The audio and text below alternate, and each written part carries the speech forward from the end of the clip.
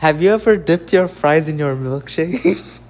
Let's take it to the next level. We're gonna do the same thing but my way. I'm adding a ton of fries and some ice cream mix. I got them unsalted because the regular customer told me to. I personally have never dipped my fries in milkshake. No normal person would do that. Now let's get our beautiful perfect rolls and put them in the same container. Look at how perfectly I made the last one fit. This ice cream was perfect and delicious. I got the best hack.